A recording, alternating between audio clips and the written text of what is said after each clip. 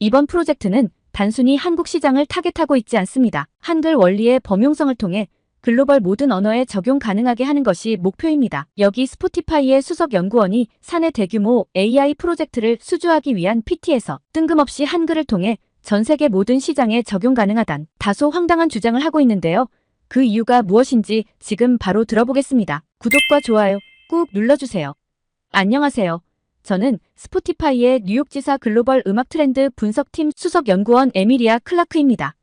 오늘은 제가 어떻게 K-팝과 한글의 매력에 빠지게 되었는지, 그리고 그것이 어떻게 제 인생을 바꾸게 되었는지에 대해 이야기해 보려고 해요. 제 이야기는 고등학교 시절로 거슬러 올라갑니다. 당시 저는 평범한 미국 10대였죠. 어느 날 유튜브에서 우연히 K-팝과 뮤직비디오를 보게 되었어요. 그것은 BTS의 DNA였습니다. 처음에는 그저 신기하다고만 생각했어요. 하지만 곧 그들의 음악과 퍼포먼스에 완전히 매료되고 말았답니다. 그때부터 저는 K-팝의 세계에 빠져들기 시작했어요. 방과 후면 항상 K-팝 뮤직비디오를 찾아보고 노래를 따라 부르려고 노력했죠. 물론 가사의 의미는 전혀 알 수 없었지만 그 리듬과 멜로디는 제 마음을 사로잡기에 충분했어요. 대학에 입학하면서 제 인생은 또 다른 전환점을 맞게 됐습니다. 첫날 기숙사에 도착했을 때 제 룸메이트가 한국인 유학생이라는 걸 알게 되었어요. 그녀의 이름은 지수였죠. 처음에는 서로 어색해했지만 제가 방에 BTS 포스터를 붙이는 걸 본 지수가 놀라며 말을 걸어왔어요. 너도 BTS 팬이야?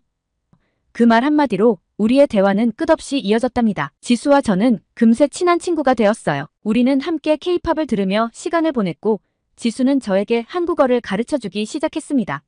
처음에는 단순한 인사말부터 시작했지만 점점 더 복잡한 표현들을 배우게 되었죠. 어느 날 지수가 흥분해서 제게 달려왔어요. 에밀리아, 큰일 났어. BTS가 LA에서 콘서트를 한대. 저희는 곧바로 티켓 예매에 도전했고 운 좋게도 티켓을 구할 수 있었답니다. 그날부터 우리의 대화 주제는 온통 콘서트 준비와 LA 여행 계획뿐이었어요. 드디어 콘서트 당일 저희는 아침 일찍 LA로 향했습니다. 공연장에 도착했을 때 그 열기는 이미 최고조에 달해 있었어요. 전 세계에서 온 팬들이 한국어로 된 응원 문구를 들고 있는 모습을 보며 저는 K-팝의 글로벌한 영향력을 실감할 수 있었죠.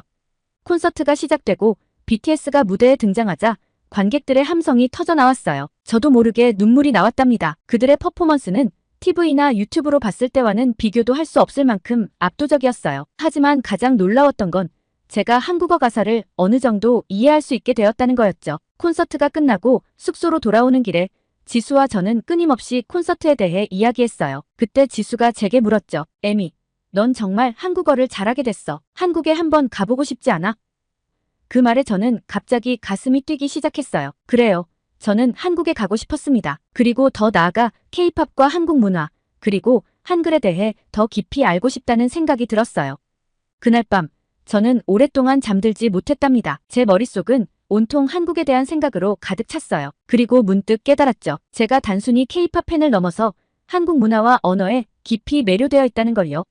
그때부터 저는 한국어 공부에 더욱 매진하기 시작했습니다. 지금 돌이켜보면 그 BTS 콘서트는 제 인생의 큰 전환점이었답니다. 음악을 통해 새로운 문화와 언어를 접하고 그것이 제 삶에 이렇게 큰 영향을 미치게 될 줄은 몰랐어요. 비록 그 당시 한국을 여행 가진 못했지만 이 경험은 나중에 제가 스포티파이에서 일하게 되는 계기가 되었죠. 음악과 언어, 그리고 문화가 어떻게 서로 연결되어 있는지, 그리고 그것이 어떻게 사람들의 마음을 움직이는지에 대해 깊이 이해하게 된 거예요. 대학을 졸업하고 나서 저는 음악과 데이터 분석에 대한 제 열정을 인정받아 글로벌 음악 트렌드 분석팀에 합류하게 된 거죠. 처음에는 모든 것이 새롭고 어려웠지만 점차 일에 적응해 나갔답니다. 제가 맡은 주요 업무는 전 세계의 음악 트렌드를 분석하고 이를 바탕으로 사용자들에게 더 나은 음악 추천 서비스를 제공하는 것이었어요. 그런데 일을 하면 할수록 K-팝의 놀라운 성장세가 눈에 띄기 시작했습니다.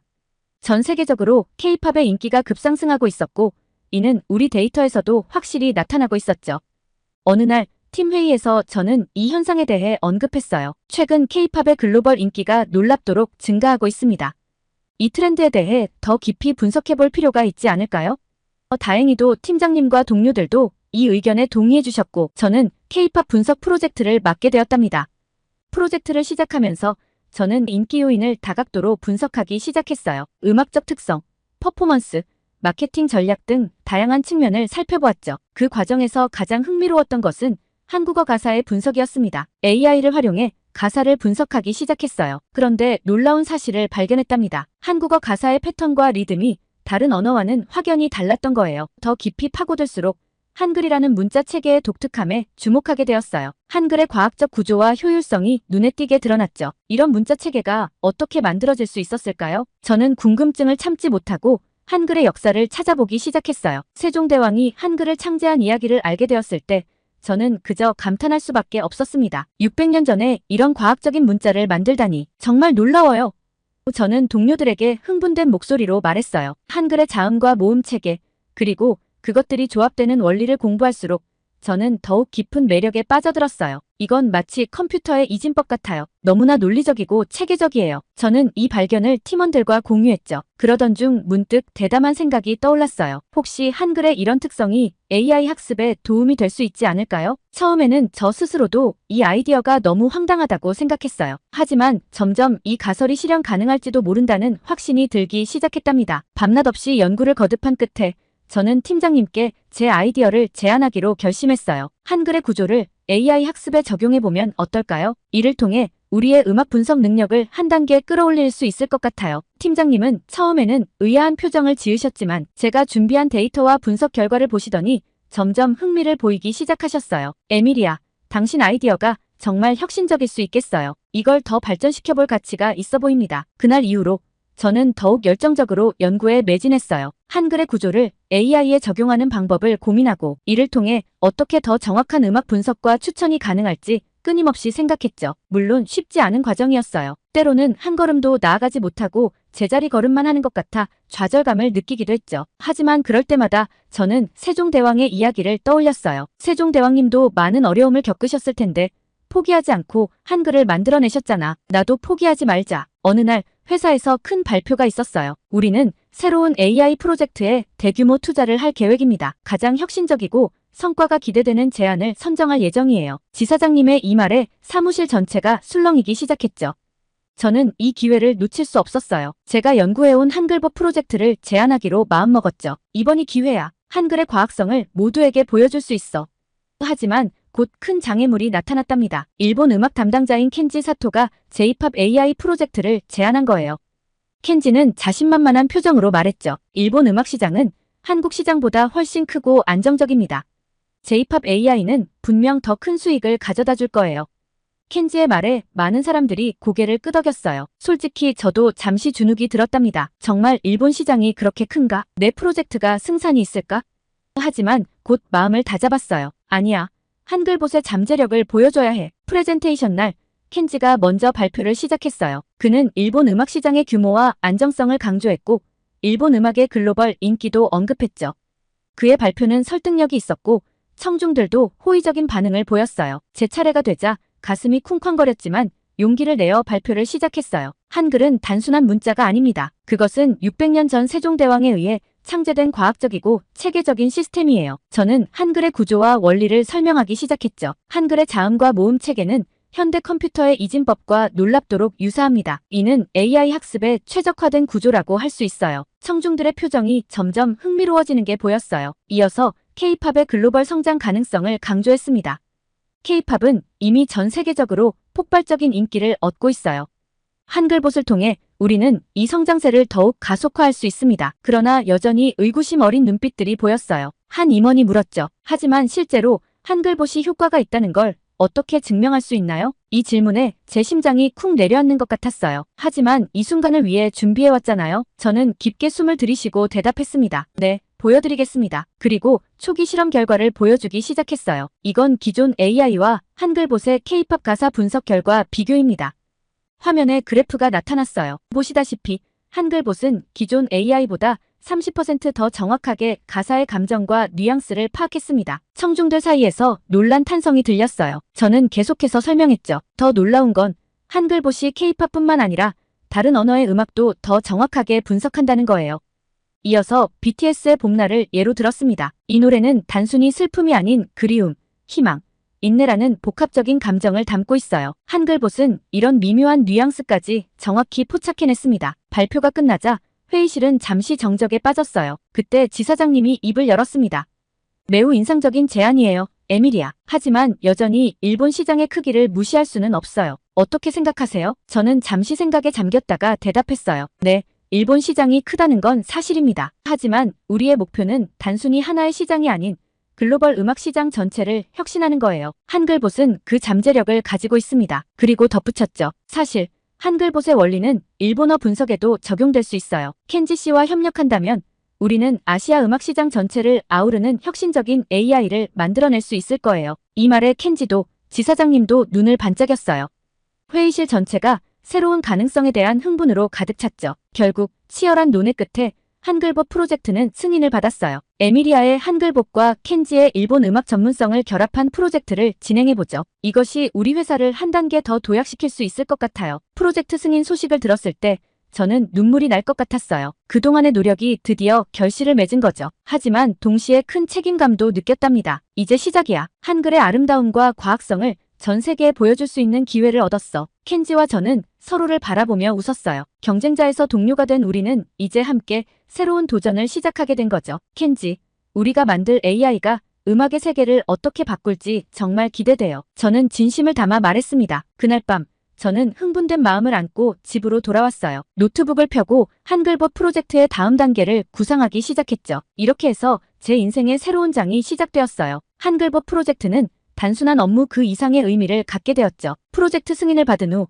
우리 팀은 정말 열정적으로 일했답니다. 먼저 우리는 한글봇을 K-팝 외의 다양한 언어와 장르에 적용해 보기로 했어요. 과연 한글의 원리가 다른 언어에도 통할까?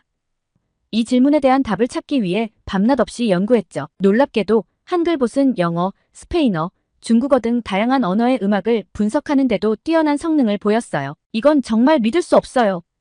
저희 팀원 중 한 명이 외쳤죠. 한글의 원리가 마치 언어의 보편적 특성을 담고 있는 것 같아요. 특히 인상적이었던 건 한글봇이 각 언어의 문화적 뉘앙스까지 정확히 파악한다는 점이었어요. 예를 들어 스페인어 가사의 정열적인 표현이나 프랑스어 가사의 시적인 표현을 정확히 이해하더라고요. 이 결과를 바탕으로 우리는 스포티파이의 음악 추천 시스템을 전면 개편했어요. 한글봇을 중심으로 한 새로운 AI 시스템은 사용자의 취향을 더욱 정확하게 파악하고 그에 맞는 음악을 추천할 수 있게 되었죠. 와, 이 추천 목록 정말 대박이에요.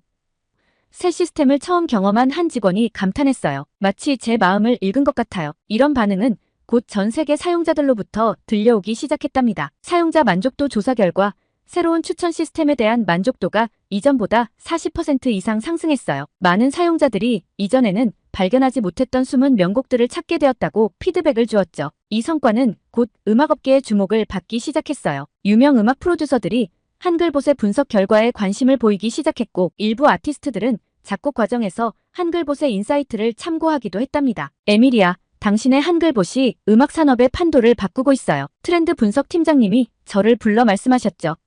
이제 우리는 단순한 음악 스트리밍 서비스가 아닌 음악 창작과 감상의 새로운 패러다임을 제시하고 있어요. 하지만 가장 큰 도전은 아직 남아 있었어요. 바로 일본어 음악 분석이었죠. 켄지와 저는 한글봇을 일본어에 적용하기 위해 밤낮으로 연구했어요. 에미리아, 일본어와 한국어는 문법 구조가 비슷해요. 이 점을 활용하면 좋은 결과를 얻을 수 있을 거예요. 켄지의 제안을 바탕으로 우리는 한글봇을 수정하기 시작했죠. 수많은 시행착오 끝에 마침내 우리는 일본어 음악 분석에도 성공했어요. J-팝의 감정 표현과 문화적 배경까지 정확히 파악할 수 있게 된 거죠. 우리가 해냈어요, 에미리아. 켄지가 기쁨에 넘쳐 외쳤어요. 이제 정말 아시아 음악 시장을 선도할 수 있게 되었어요. 한글봇의 성공은 단순한 기술적 성과를 넘어 문화적 가교 역할을 하기 시작했어요. 서로 다른 언어와 문화권의 음악을 이해하고 연결하는 도구가 된 거죠. 에미리아의 한글봇 프로젝트는 우리 회사의 역사를 새로 쓰고 있어요. 지사장님의 말씀에 저는 깊은 자부심을 느꼈답니다. 앞으로 음악의 세계가 어떻게 변화할지 정말 기대가 됩니다. 이렇게 한글봇은 글로벌 음악 시장에 혁신을 가져왔어요. 한글봇 프로젝트의 성공 이후 예상치 못한 곳에서 새로운 기회가 찾아왔어요. 바로 한국의 국립국어원 어문연구실 언어정보과에서 보낸 초청장이었죠. 에미리아님, 한글의 과학성을 AI에 접목시킨 혁신적인 프로젝트에 대해 들었습니다.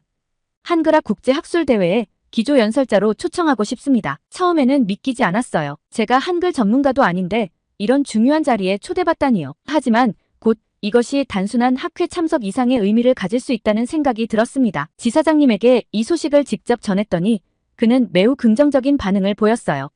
에미리아, 이는 단순한 학술 교류를 넘어 우리 기업의 새로운 기회가 될 수 있어요. 한국의 IT 기업들과 협력 방안도 모색해보는 게 어떨까요? 그렇게 저는 설레는 마음으로 한국행 비행기에 올랐어요. 학술대회 준비와 함께 한글의 역사와 철학에 대해 더 깊이 공부하기 시작했죠. 그 과정에서 제가 미처 몰랐던 한글의 놀라운 면들을 발견하게 되었답니다. 한국에 도착한 첫날, 저는 국립한글박물관을 방문했어요. 박물관에 들어서는 순간 저는 말문이 막혔습니다. 눈앞에 펼쳐진 한글의 역사와 아름다움에 그저 압도될 뿐이었죠. 이곳이 바로 훈민정음 해례본입니다. 학예사의 설명에 저는 숨을 죽였어요. 600년 전 세종대왕이 직접 쓴 문서 앞에 서니 가슴이 벅차올랐습니다. 이 한 장의 문서가 어떻게 현대 AI 기술의 혁신으로 이어질 수 있었을까? 경외감에 사로잡힌 채 저는 오랫동안 그 자리를 떠나지 못했어요. 다음으로 방문한 곳은 세종대왕 기념관이었어요. 이곳에서 저는 세종대왕의 한글 창제 과정과 그 뒤에 숨겨진 철학을 더 자세히 알게 되었죠. 백성을 사랑하는 마음으로 만든 문자라니 정말 감동적이에요. 저도 모르게 눈시울이 붉어졌답니다. 특히 인상 깊었던 건 한글이 단순히 소리를 표기하는 문자가 아니라 우주의 원리를 담고 있다는 설명이었어요. 자음은 발음 기관을, 모음은 하늘과 땅과 사람을 상징한다고요? 이런 철학적 깊이가 AI에도 적용될 수 있을 것 같아요. 이런 발견들은 제게 새로운 영감을 주었어요. 한글봇을 단순한 언어 처리 도구가 아닌 인간의 사고와 우주의 원리를 이해하는 AI로 발전시킬 수 있지 않을까? 이런 생각이 머릿속에서 떠나지 않았죠. 학술대회 당일, 저는 떨리는 마음으로 무대에 올랐어요. 한글의 과학성과 AI의 만남이라는 주제로 연설을 시작했죠. 제가 경험한 한글의 놀라운 특성들, 그리고 이것이 어떻게 AI 기술과 시너지를 낼 수 있는지에 대해 열정적으로 이야기했어요. 연설이 끝나고 많은 학자들이 저에게 다가왔어요. 그들의 눈빛에서 저는 새로운 가능성을 보았습니다. 김 박사님, 한글과 AI의 결합이 언어학 연구에 새로운 지평을 열 수 있을 것 같아요. 이 학회를 계기로 저는 여러 한국의 대학 및 연구소와 협력 관계를 맺게 되었어요. 또한 한국의 주요 IT 기업들과도 미팅을 가졌어요. 한국에서의 시간은 제게 큰 깨달음을 주었어요. 한글은 단순한 문자 체계가 아니라 인간과 우주를 이해하는 철학적 도구라는 것을 깊이 이해하게 되었죠. 이러한 통찰을 바탕으로 저는 한글봇의 새로운 버전을 구상하기 시작했어요. 한글봇 2.0은 단순히 언어를 처리하는 AI가 아니라 인간의 사고와 감정을 이해하고 우주의 원리를 탐구하는 AI가 될 거예요. 이 비전을 팀원들과 공유했을 때 모두가 흥분된 모습이었답니다. 한국에서의 여정을 마치며 저는 깊은 감사함과 새로운 책임감을 느꼈어요. 세종대왕의 위대한 유산인 한글을 AI 시대에 맞게 재해석하고 발전시키는 것, 그것이 제가 앞으로 해나가야 할 일이라고 생각했죠. 비행기에 오르며 저는 다짐했어요. 이제 시작이에요. 한글의 과학성과 철학을 세계에 알리고 이를 통해 더 나은 AI 기술을 만들어낼 거예요. 그리고 이 모든 여정의 시작점인 한국과 함께 이 혁신을 이뤄나갈 거예요. 여러분, 한글과 AI의 만남이 가져올 미래가 정말 기대되지 않나요? 이제 우리는 새로운 시대의 문턱에 서 있어요. 한글의 지혜와 현대기술의 만남이 어떤 놀라운 혁신을 가져올지 함께 지켜봐 주세요. 감사합니다. 오늘의 사연은 여기까지인데요.